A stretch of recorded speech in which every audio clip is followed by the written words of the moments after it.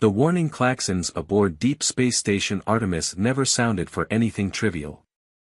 Dr. Sarah Chen knew this as she sprinted through the curved corridors of the medical wing, her emergency kit bouncing against her hip.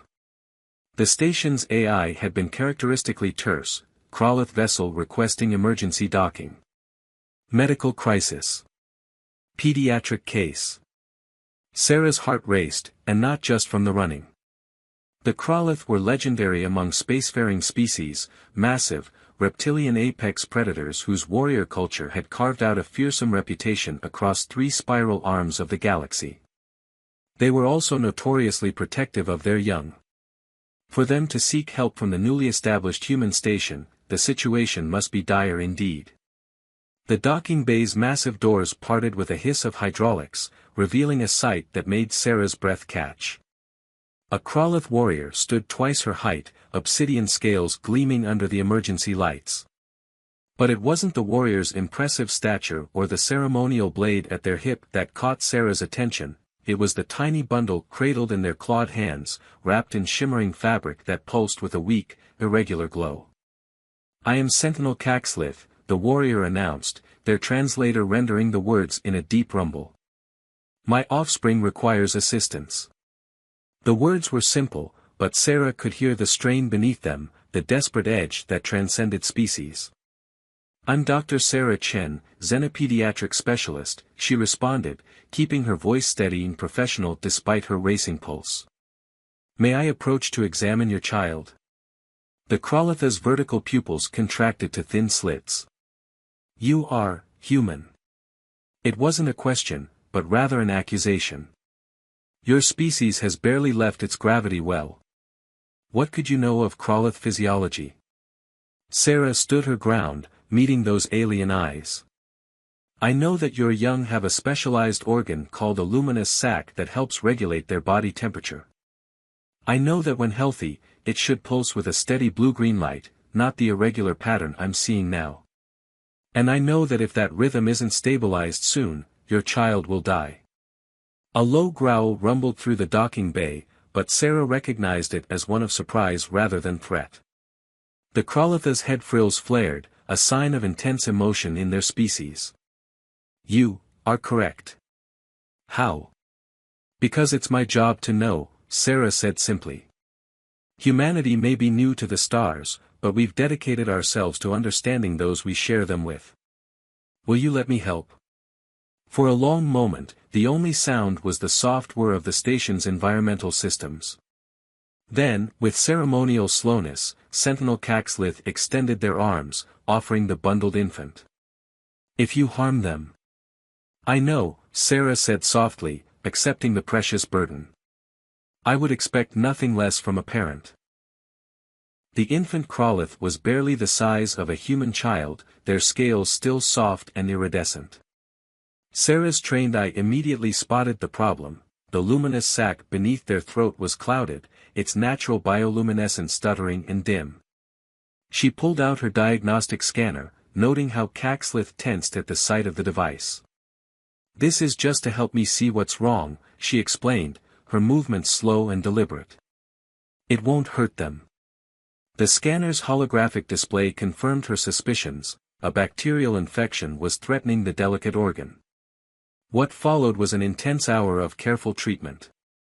Sarah synthesized an antibiotic specifically calibrated for Krolith biology, administered it through a painless transdermal patch, and monitored the infant's vital signs.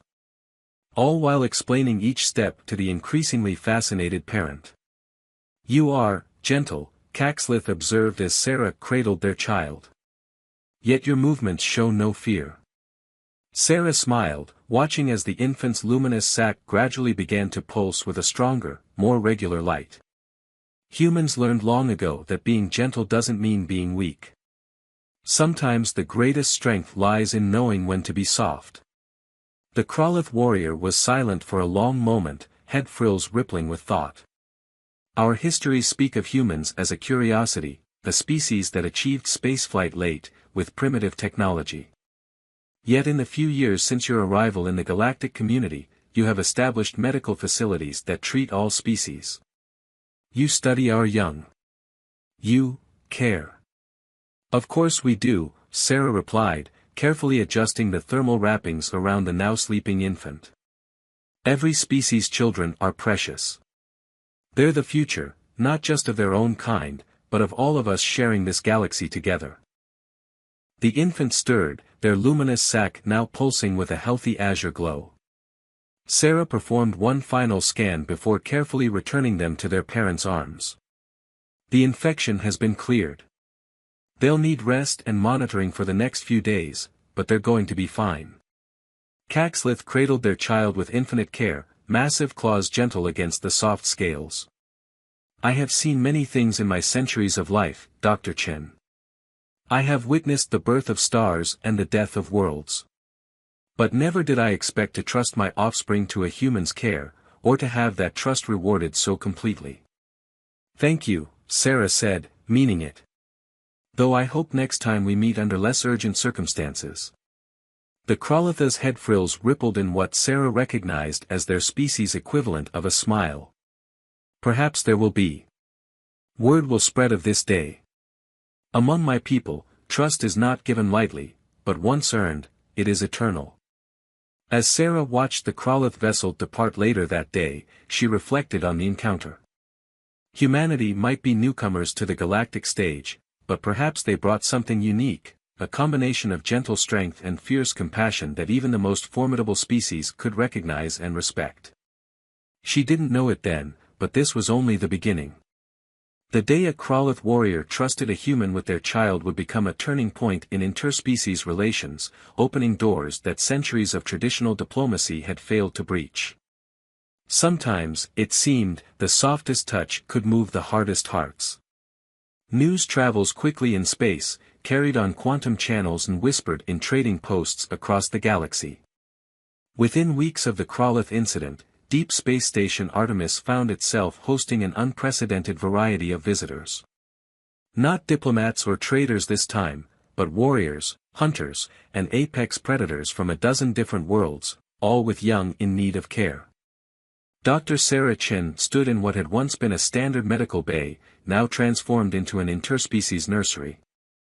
The room hummed with the soft sounds of various life support systems, each calibrated to specific biological needs. In one corner, 3 Nexarii cubs dozed in a climate-controlled enclosure. Their silver-furred bodies, each the size of a small tiger, twitched as they dreamed. The Nexarii were renowned as the galaxy's most efficient hunters, but their cubs were surprisingly vulnerable during their first year of life. Doctor, her assistant Marcus called softly from the doorway, the Vextal delegation has arrived. Well, you should probably see this yourself. Sarah followed Marcus to the observation deck, where she found herself face to face with a sight that would have terrified her just months ago. 3 massive Vextal stood waiting, their crystalline exoskeletons catching the starlight. They were living weapons, evolved on a world of constant warfare, yet they carried their young with extraordinary delicacy in specialized pouches. We heard of how you treated the Kralith young one, the largest Vextal said, its voice resonating through specialized chambers in its thorax. Our colony ship was damaged by a solar flare. The breeding chambers are failing. We require assistance. Sarah approached slowly, noting how the Vextal's defensive spines remained flat, a sign of trust. May I examine the juveniles? The Vextal exchanged glances, their compound eyes shifting colors in silent communication. Then, with ceremonial precision, they extended their brood pouches. Inside each, dozens of tiny crystalline forms pulsed with diminishing light. The temperature regulation systems in our ship were damaged, one explained. Without proper thermal cycling, they will not complete metamorphosis. Sarah studied the readings on her scanner, her mind already racing through possible solutions. Marcus, remember that research paper about thermal resonance in crystal-based life forms? Get me the experimental chamber we were developing. What followed was a delicate dance of science and instinct. Sarah and her team adapted human incubator technology, incorporating elements that mimicked the precise temperature fluctuations of the Vextal home world. Each tiny crystal form was transferred with infinite care, their parents watching with unwavering attention. "You handle them as if they were your own," the Vextile leader observed, its voice carrying an unfamiliar harmonic that Sarah's translator identified as wonder. "In a way, they are," Sarah replied, adjusting the resonance frequency of the chamber. "When you entrust us with your children, you make us part of their story. That's a responsibility we take very seriously." Days passed, and the nursery grew more complex. Beside the Nexarii cubs, a clutch of Zarkesh eggs required constant sonic stimulation. Near them, the offspring of a nomadic myriad swarm floated in a carefully maintained gravity field. Each species brought new challenges, new opportunities to prove that humanity's greatest strength lay in its ability to adapt and care. One evening, as Sarah was checking on her charges, she found Sentinel Caxlith had returned. The Krolith warrior stood watching the diverse collection of young ones, their head frills rippling with an emotion Sarah couldn't quite identify. "Your child is doing well?" she asked, noting how the warrior's own offspring now glowed with healthy vigor. "They are strong," Caxlith confirmed. "But I did not return only for them. Word has spread among the Krolith. There are others who wish to learn from humans." Sarah raised an eyebrow. "Learn? Your methods are different from ours. Where we protect with strength and intimidation, you protect with knowledge and gentleness. Some among our kind believe this is worthy of study." The implications were staggering. The Krolith, famous for their isolationist tendencies, were proposing cultural exchange. All because of how humans cared for their young. Later that night, Sarah stood at the observation window, watching the stars. The nursery behind her was a symphony of soft sounds, the purring of Nexarii cubs, the crystalline chiming of Vextile juveniles, the harmonic humming of Zarkesh eggs. Each sound represented trust freely given, bridges built not through force or diplomacy, but through the simple act of caring. A message flashed across her comm unit: more vessels approaching. A Drachnid hive mother seeking help with a failing brood chamber. A pack of Vorsha hunters whose young were showing signs of a mysterious ailment. The galaxy's most dangerous species, all turning to humanity not for their weapons or their technology, but for their capacity to nurture. "Computer," Sarah said softly, "expand nursery section 3. We're going to need more room." As the station's systems hummed in acknowledgement, she smiled. Humanity had found its place among the stars not by conquering or competing, but by proving that true strength often came wrapped in gentleness. The stars seemed to twinkle in agreement as another ship dropped out of hyperspace, carrying precious cargo and hard-earned trust to humanity's newest caretakers. The first warning came as a subtle vibration through Deep Space Station Artemis's superstructure. Dr. Sarah Chen felt it in her bones before any alarm sounded. 14 years in space had taught her to read a station's rhythms like a heartbeat. Something was wrong. "Station AI, status report," she called out, already moving toward the nursery's main monitoring station. The response came with an uncharacteristic delay. "Warning, approaching radiation storm exceeds known parameters. Primary shielding at 68% and declining. Recommend immediate evacuation of non-essential personnel." Sarah's blood ran cold as she looked around the nursery. Under her care were 37 young ones from 12 different apex predator species, each with unique environmental needs, each trusted to human protection. The nursery had grown into something unprecedented in galactic history, a symbol of interspecies cooperation and trust. "How long until the storm hits?" she asked, fingers flying over control panels. "Full impact in 43 minutes.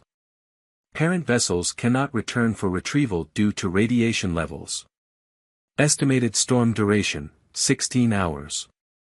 Marcus burst through the door, his dark face sheened with sweat. "Doc, primary life support is showing fluctuations. The radiation's interfering with power distribution across the whole station." A low keen from the Nexarii enclosure drew Sarah's attention. The cubs were awake, sensing the growing tension.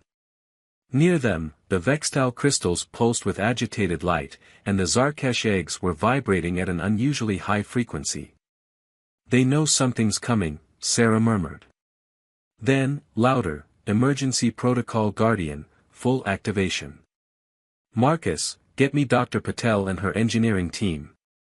We're going to need everything they've got." The next 30 minutes were a blur of calculated chaos. The station's human crew moved with practiced efficiency, but they'd never faced a challenge quite like this. Each species' offspring required different environmental conditions, different atmospheric mixtures, different gravity levels. Moving them wasn't as simple as just picking them up and running. "The auxiliary power grid won't hold," Dr. Patel's voice crackled over the comm. "We're looking at cascade failures in life support if we don't reduce power consumption by 60%. Sarah watched as her team worked, their movements precise despite the growing crisis. They'd drilled for emergencies, but reality had a way of throwing curves no one could predict. The myriad swarm young needed their gravity field maintained or they'd lose cohesion. The Vextal crystals would shatter without proper thermal regulation. The drachnid larvae required specific atmospheric pressure or their developing exoskeletons would collapse. "We can't maintain separate environments," Sarah realized, her mind racing. "So we don't try." A plan began forming, dangerous, unprecedented, but possible. "Marcus, get me the atmospheric data for all species' home worlds. Dr. Patel, I need to know if we can reconfigure the emergency shelter's environmental systems for rapid cycling." Understanding dawned in Marcus's eyes. "You want to create a universal environment? That's never been done. The physiological differences are less extreme than we assume," Sarah finished. "Every species here evolved as a predator. They all developed in oxygen-nitrogen atmospheres, all within a surprisingly narrow band of environmental conditions. We just need to find the overlap." The station shuddered as the first waves of the radiation storm hit. Warning lights flashed as external sensors began failing. They were out of time for debate. What followed was perhaps the most daring experiment in xenobiology ever attempted. Sarah and her team identified the environmental sweet spot where all species could survive, if not thrive, a temperature, pressure, and atmospheric mix that walked the razor's edge of universal tolerance. "Beginning emergency shelter reconfiguration," Dr. Patel announced. "You'll have about 2 minutes to get everyone inside before the radiation penetrates the main hull." Sarah looked at her charges, at the trust placed in human hands by the galaxy's most formidable species. "Then we'll do it in one. Team Alpha, take the Nexarii cubs and Vextal crystals. Beta Team, Zarkesh eggs and drachnid larvae. I'll handle the myriad swarm. Move." The next 60 seconds were a testament to human adaptability and determination. Creatures that would never naturally share space were carefully transferred to the emergency shelter. The myriad swarm, lacking their gravity field, clung to a specialized containment mesh Sarah had developed. Nexarii cubs, normally solitary, huddled together for warmth as the environmental systems cycled. Just as the shelter doors sealed, the main power grid failed. Emergency lights cast everything in a red glow as the station's AI reported primary hull breach in 3 sectors. Sarah looked around the shelter at her impossible gathering. In nature, these species would be mortal enemies. Here, under human protection, their young rested side by side. The Nexarii cubs had settled, their purring actually helping to calm the other species. The Vextal crystals pulsed in a synchronized pattern that seemed to stabilize the myriad swarm. "They're adapting," Marcus whispered, amazed. "Just like we did."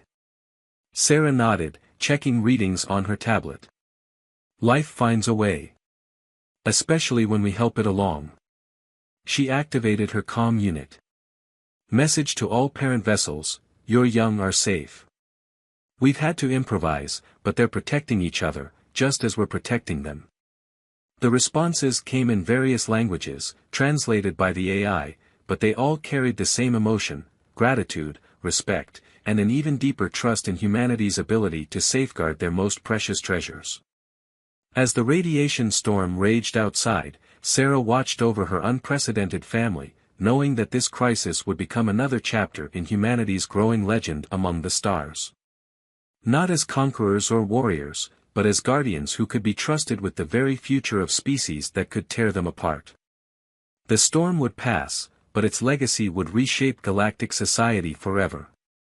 In the aftermath of the radiation storm, Deep Space Station Artemis hung wounded but unbowed in the void. Emergency lighting cast long shadows through corridors where repair crews worked tirelessly to restore systems. But in the makeshift sanctuary of the emergency shelter, something unprecedented was unfolding. Dr. Sarah Chen sat cross-legged on the floor, surrounded by the combined offspring of the galaxy's most dangerous species.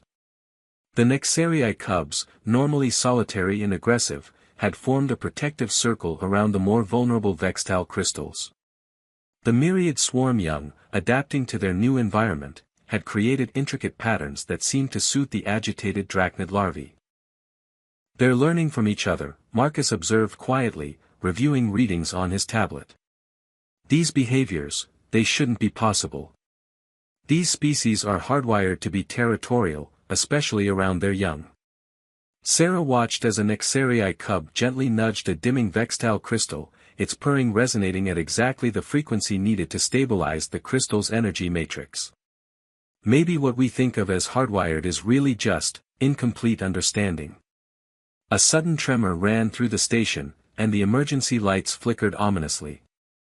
Dr. Patel's voice crackled over the comm system, tight with concern. Primary power core is failing. We've got maybe 6 hours of life support left on backup systems. The young ones stirred uneasily, sensing the growing tension. Sarah stood, her mind racing through options. The radiation storm still made external rescue impossible, and the station's remaining power wouldn't last until it passed. Doctor, Marcus said hesitantly, there's something else. I've been analyzing the biological readings from our charges. This shared environment, the way they're interacting, it's changing them. At a cellular level. Sarah moved to his station, studying the data scrolling across his screen. What she saw made her breath catch.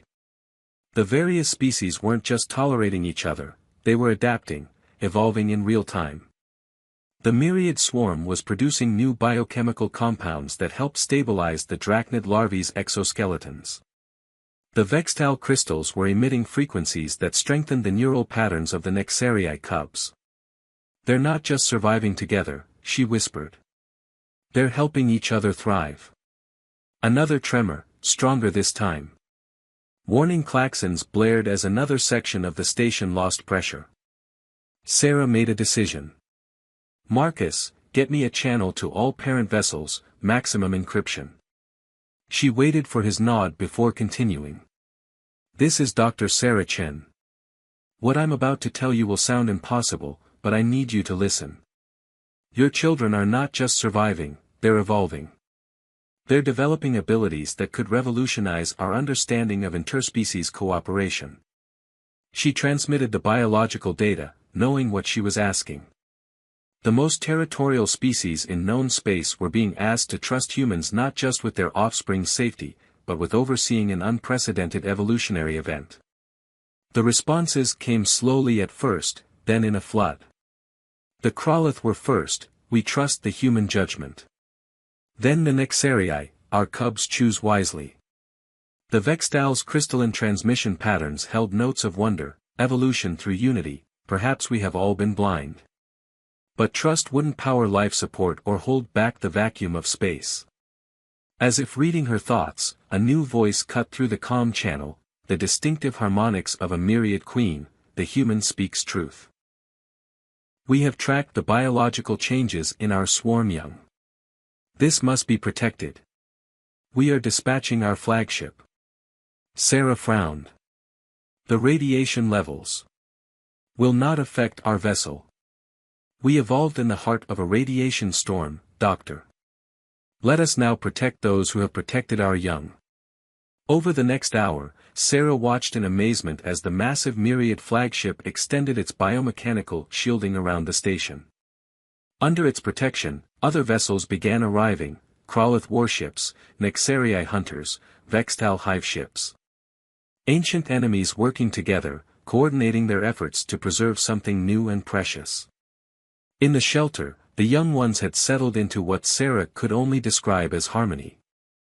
The Nexarii cubs dreamed peacefully, their minds linked to the Myriad swarm in ways that defied conventional biology. The Vextal crystals pulsed with colors never before seen in their species, resonating with the combined life energy of their unlikely companions. "You've done more than save them," Marcus said softly. "You've shown them a new way to exist." Sarah shook her head, watching as repair crews from a dozen species worked together to stabilize the station. "No, humanity didn't do this alone. We just created the space where it could happen."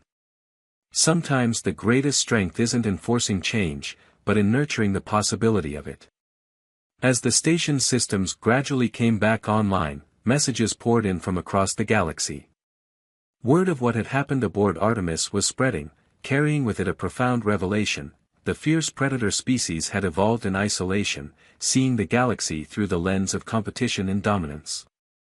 But their young, under human protection, had discovered something else: the power of cooperation, of mutual growth, of trust freely given and honored. The radiation storm continued to rage outside, but within the station's halls, a new future was taking shape. One where humanity's greatest contribution to the galaxy wasn't technology or warfare, but the simple, revolutionary act of showing that even the fiercest hearts could learn to beat in harmony. 5 years after the events aboard Deep Space Station Artemis, Dr. Sarah Chen stood in the observation dome of the newly constructed Interstellar Nursery Academy. The massive structure floated at the intersection of 6 major trade routes, its crystalline spires and bioorganic architecture a testament to the unprecedented cooperation between formerly hostile species. Below her, in the main atrium, a scene unfolded that would have been impossible just years ago. A young Krolith instructor, their head frills rippling with patience, demonstrated proper handling techniques to a mixed class of human and alien caregivers. Nearby, a Nexarii elder supervised as apprentices learned to interpret the subtle body language of various predator species young. Still hard to believe sometimes, isn't it? Marcus appeared beside her, now wearing the insignia of Chief Xenobiological Coordinator. That it all started with one sick Krolith cub. Sarah smiled, watching as a group of juvenile Vextal crystals played an intricate resonance game with Myriad swarm young. The two species had developed a fascinating symbiotic relationship, their combined abilities now studied by xenobiologists across the galaxy. Administrator Chen, the station's AI announced, the Galactic Council delegation has arrived for the ceremony. Sarah straightened her uniform, touching the small medallion at her throat, a gift from the Krolith, marking her as a guardian of the future. The Great Hall was already filled when she arrived.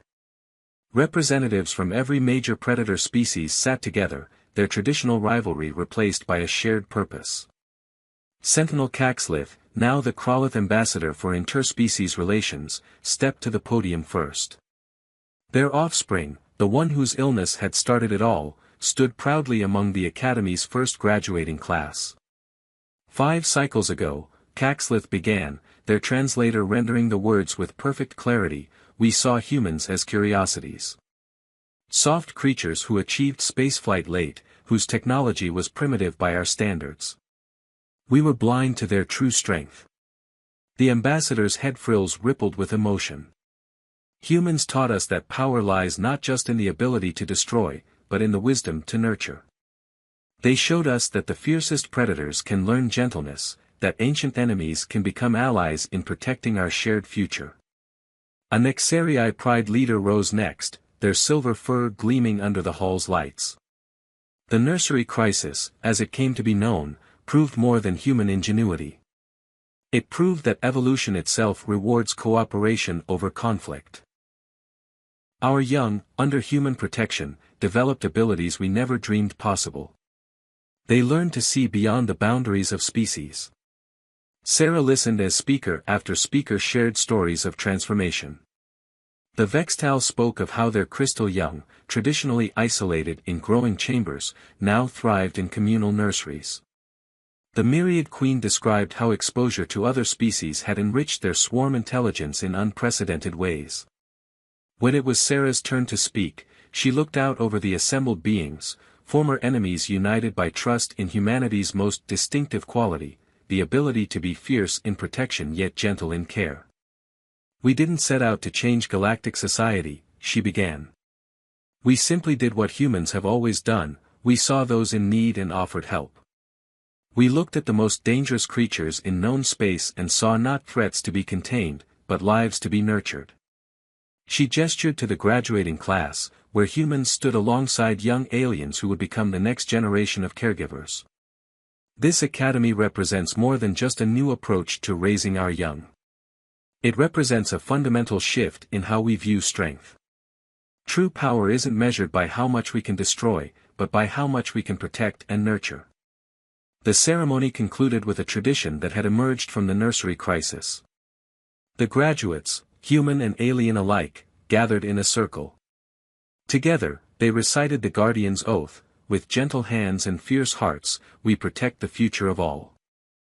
Later, as the celebration continued, Sarah returned to the observation dome. A movement caught her eye. One of the Kraloth graduates was carefully handling a newly arrived clutch of Zarkesh eggs, their massive claws displaying the same delicate touch she had shown years ago. "You were right," Caxlith said, joining her at the window. "About everything. Our species spent millennia proving our strength through combat. It took humans to show us that the greatest strength lies in the ability to be gentle." Sarah watched the stars, thinking of how far they'd come and how far they might yet go. Perhaps that's why the fiercest predators trust us with their young. Not because we're powerful in traditional ways, but because we understand that true strength comes in many forms. Below them, the academy hummed with life and possibility. In nurseries across the station, the offspring of former enemies grew together, protected by beings who had mastered the art of gentle strength. The galaxy was changing, one small life at a time, guided by human hands that knew when to be soft and when to be strong. It wasn't the future anyone had predicted for humanity among the stars. They hadn't become the greatest warriors or built the most powerful weapons. Instead, they had achieved something far more remarkable. They had taught the galaxy's most dangerous species how to be gentle, and in doing so, had changed the course of civilization itself. As a new group of ships appeared on the horizon, bringing more young lives to be nurtured under human care, Sarah smiled. This was humanity's true legacy among the stars, not conquest or domination, but the simple, profound art of protecting and nurturing the future, one precious life at a time.